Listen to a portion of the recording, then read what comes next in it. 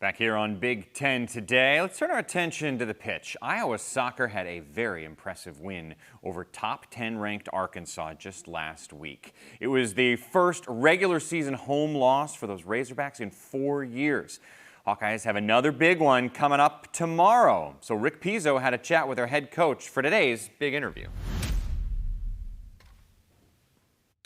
Well, Coach, let's start with what was a fantastic start for your team, knocking off number 6 Arkansas. I know you were ranked as well. A lot of expectations on your team this season, but Arkansas hadn't lost in Fayetteville for some 4 years. So what was the mindset and the approach heading into an opener like that on the road? Yeah, absolutely. I mean, I think upset is a good word. I mean, it might be the most difficult place to play in the country, and when you add the fans and the style of play. So I think for us, this is a beginning of a home and home. So we have a lot of respect for Arkansas and what they do in the top 10 in the country. Colby Hale's done a great job building a perennial top 10 in the country program down there. But for us, we needed answers quickly. I think, the Big Ten is the deepest conference in the country, in my opinion.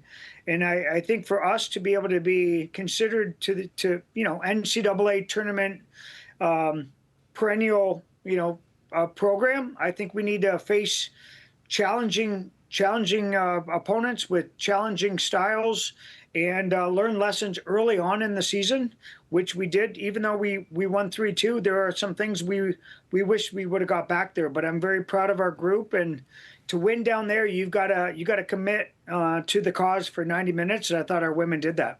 So, Dave, what did you like most about the way your team played? And to follow up on that previous answer, what lessons did you learn? Yeah, I like how we played. I thought that even though that we gave up 2 goals, I thought our style, tactically was pretty similar for the entire 90 minutes. I thought they were committed to doing that as a group. We know that Arkansas is going to come out and press really quickly, and they're, our biggest thing was about trying to break through the first 2 layers and get it into the higher spaces for us with our attacking players, and then take some risks underneath their back line. I thought we did that on a pretty consistent basis.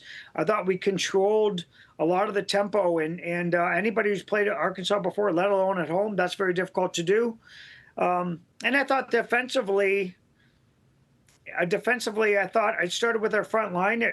We did not allow their back line to be able to just play balls into their front runners, which is where they live in transition. So, but ultimately, I asked our kids not to go in there and get bullied.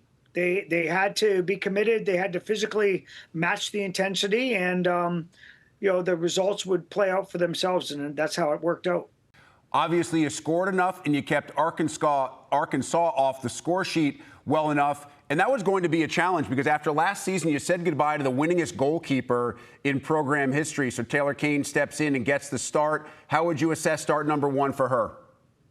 Yeah, I think, we've got quite a battle back there in terms of who's going to replace Macy King, who was here for 5 years. And with regards to how Arkansas played and how Taylor is training, we thought that was the right fit for us. I think she probably wants that first goal back in terms of her starting point. Great shot by Arkansas on a set piece, but I thought she managed the game really well. Each goal didn't spin her. I thought she managed her emotions, and our back line in front of her were very composed as well. So I think it's going to be a nice battle throughout the season, but I'm really proud of Taylor and how she handled herself in a very difficult situation on the road in Fayetteville.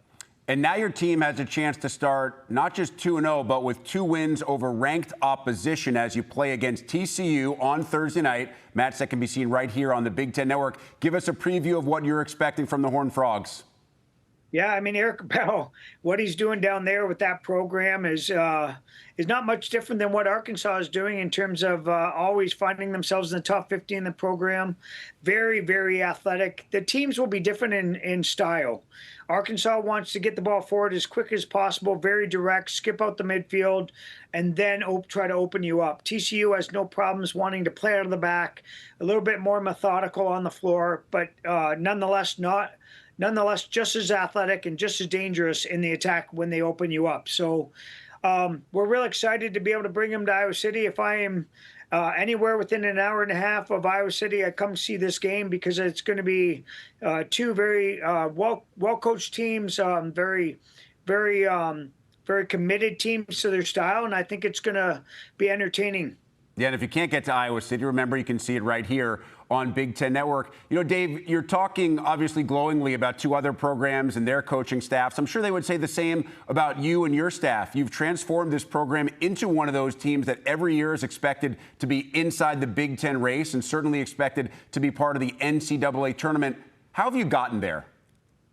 Yeah, I think good people. I think that, we've had a lot of really good people on our staff, good coaches, teachers, mentors that love the game, that build relationships, are invested in the process, are growth minded, and we not only have a staff filled of those individuals, but we fill our roster full of women that want to be great as student athletes. And to be great, it takes time, and you need to invest in the process. And so we feel like we do a great job across the country in terms of developing players that come in as freshmen and they leave as seniors at different levels.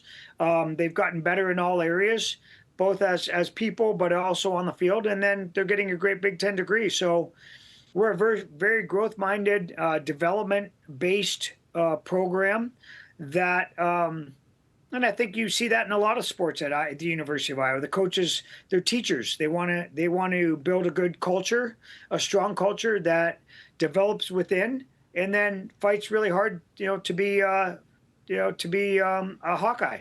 And I think ultimately, success breeds success. We've won enough good games across the last 5-6 years where they believe in the process and they believe in what they're representing, and it's really exciting to see them reap the benefits of that. And have another chance for one of those quality wins Thursday night with TCU in town. Dave Dilanni, congratulations so far. I know it's early, but obviously some great things on tap for Iowa women's soccer coming up through the course of the 2025 season. We appreciate the time. Best of luck on Thursday night.